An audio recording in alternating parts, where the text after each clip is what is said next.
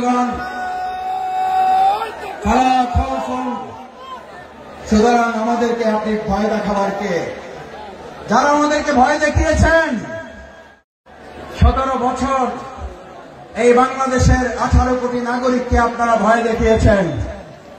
শেষ পর্যন্ত আপনারা ভয় দেখাতে দেখাতে এতটা ভয় পেলেন যে আপনারা দেশের জেলখানায় পর্যন্ত জায়গা হলো না, আপনাদেরকে দেশ ছেড়ে পালাতে হলো। আল্লাহ তাআলা নিশ্চিত করেছেন, ফালা খাউফুন, তোমাদের ভয় পাওয়ার কোন দরকার নেই। কারণ যারা আল্লাহকে ভয় করে তাদের দুনিয়ার আর কাউকে ভয় করতে হয় না, বরং গোটা দুনিয়া তাদেরকে ভয় করে। ফালা খাউফুন আলাইহিম ওয়ালা হুম ইয়াহজানুন। আল্লাহ সুবহানাহু ওয়া তাআলা শুধু ভয়ের ব্যাপারে আপনাকে নিশ্চিত করে নাই। আল্লাহ তাআলা বলেন, আমার এই ভয়ে যদি তোমরা উত্তীর্ণ হতে পারো, এক আল্লাহকে যদি ভয় করতে পারো, কোন গুলি বন্দুককে যদি তোমরা ভয় না করো, তাহলে আমি আল্লাহ তোমাদেরকে এবার দ্বিতীয় নিশ্চয়তা দিচ্ছি, ওয়ালা হুম ইয়াহজানুন, তোমাদের আর কোন রকম দুশ্চিন্তা, উদ্বেগ, উৎকণ্ঠায় ভুগতে হবে না। আলহামদুলিল্লাহ, বিগত 15 বছর আপনারা ত্যাগ এবং কোরবানি, নির্যাতন, নিপীড়নের মুখে থেকেছেন। এই পেকুয়াবাসী, এই চট্টগ্রামের বন্দরের নগরীর মানুষেরা জীবন বাজি রেখেছেন, কিন্তু কোন গুলি বন্দুক ফাঁসির কাছে আমাদের ভাইয়েরা মাথার মতো করে নাই বলে আজ আল্লাহ তাআলা উদ্বেগ, উৎকণ্ঠা এবং স্বস্তির মধ্যে আমাদের এই সুন্দর একটা প্রোগ্রামের আয়োজন করার তৌফিক দিয়েছেন। এটা কার পুরস্কার? কার পুরস্কার?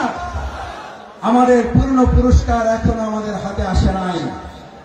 আমাদের আসল পুরস্কার আল্লাহ ঘোষণা করেছেন, বিসমিল্লাহির রহমানির রহিম, ইযা জাআ নাসরুল্লাহি ওয়াল ফাত। যখন আল্লাহর সাহায্য এবং বিজয় আসে। কার সাহায্য? কার? কোন পার্শ্ববর্তী রাষ্ট্রে, প্রশাসনে, সেনাবাহিনী, র্যাবের সাহায্য কার? নাসরুল্লাহ, ইযা জাআ নাসরুল্লাহি ওয়াল ফাত। যে আল্লাহ আমাদেরকে সাহায্য করেন, সে আল্লাহ তাআলাই বলেন, আমি যখন কাউকে সাহায্য করি তার বিজয় ছাড়া অন্য কিছু হতে পারে না। নাসরুল্লাহ, ইযা জাআ নাসরুল্লাহি ওয়াল ফাত। কারণ আমার সাহায্য যেখানে যায়, গোটা দুনিয়া তার বিপক্ষে থাকলেও বিজয় ছাড়া তার কিছুই হয় না। আজ বাংলাদেশে আল্লাহর সাহায্য এসেছে, গোটা কোরআনের রাষ্ট্র কায়েম হওয়া ছাড়া পূর্ণাঙ্গ বিজয় আমাদের হতে পারে না। আমাদের পূর্ণাঙ্গ বিজয় কি? আমাদের পূর্ণাঙ্গ বিজয় শুধু একজন এমপি হওয়া নয়, আমাদের পূর্ণাঙ্গ বিজয় শুধুমাত্র একজন মন্ত্রী হওয়া নয়, আমাদের পূর্ণাঙ্গ বিজয় শুধুমাত্র একজন রাষ্ট্রপতি হওয়া নয়, আমাদের পূর্ণাঙ্গ বিজয় শুধু একজন প্রধানমন্ত্রী হওয়া নয়, আমাদের পূর্ণাঙ্গ বিজয় শুধুমাত্র ইসলামী দল ক্ষমতায় যাওয়া নয়। আমাদের পূর্ণাঙ্গ বিজয় হচ্ছে আলা লাহুল খালকু ওয়াল আমর, সৃষ্টি যার, আইন চলবে তার। আমার ভাইয়েরা, সৃষ্টি যার, আইন চলবে তোমার। আইন চলবে কার? আইন চলবে কার?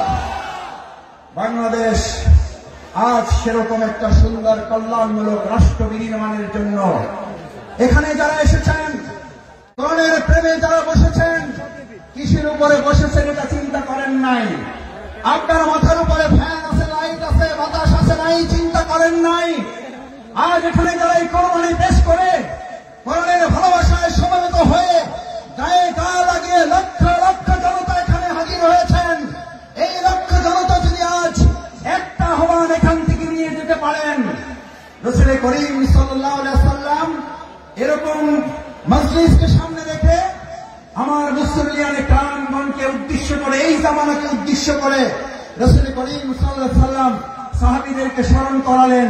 দুর্ভোগ হচ্ছে সেই মানুষের জন্য, ভালো করে খেয়াল করুন, দুর্ভোগ হচ্ছে সেই মানুষের জন্য, দুর্ভোগ হচ্ছে সেই মুসলিমের জন্য, দুর্ভোগ হচ্ছে সেই কোরআন প্রেমিকের জন্য, যে আল্লাহকে ভুলে গিয়ে নিজেকে নিয়ে ব্যস্ত হয়, যে আল্লাহকে ভুলে গিয়ে নিজেকে নিয়ে ব্যস্ত হয় এবং সে নিজেকে নিয়ে ব্যস্ত হতে গিয়ে দুনিয়ার সব কিছু থেকে বঞ্চিত হয়ে যায়। আমরা কি দুনিয়া থেকে বঞ্চিত হয়ে নিজেকে ব্যস্ত হব না আল্লাহকে নিয়ে ব্যস্ত হব?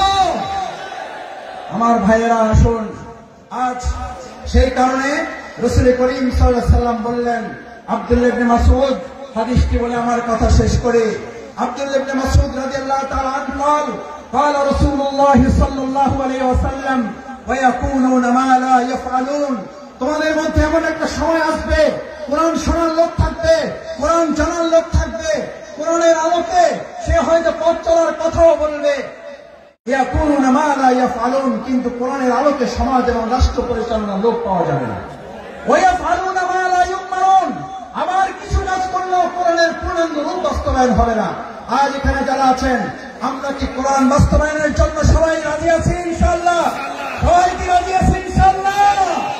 আল্লাহ মেহরবানি করে হাত তুলে আপনার আরশের আজিমের ক্যামেরায় এগুলো তুলে নিয়ে কাল কিয়ামতের দিন কোরআনের কর্মী হিসেবে আমাদেরকে নাজাতের জন্য, জান্নাতের জন্য আপনি কবুল মঞ্জুর করুন।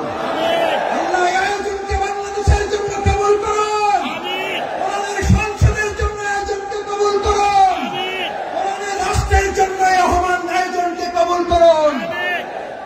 সম্মানিত ভাই এবং বন্ধুগণ, আসুন আমরা আমাদের প্রধান মুফাসসির কোরআন হযরত মাওলানা ডক্টর মিজানুর রহমান আজারী হাফিজাহুল্লাহ কিছুক্ষণের মধ্যে আপনাদের সামনে কথা বলবেন।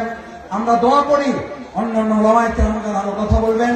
আল্লাহ সুবহানাহু ওয়া তাআলা আমাদের এই প্রিয় মাতৃভূমিকে সব ধরনের বিশৃঙ্খলা ষড়যন্ত্র থেকে হেফাজত করেন। সকলে বলুন আমিন। আসসালামু আলাইকুম ওয়া রাহমাতুল্লাহি ওয়া বারাকাতুহু।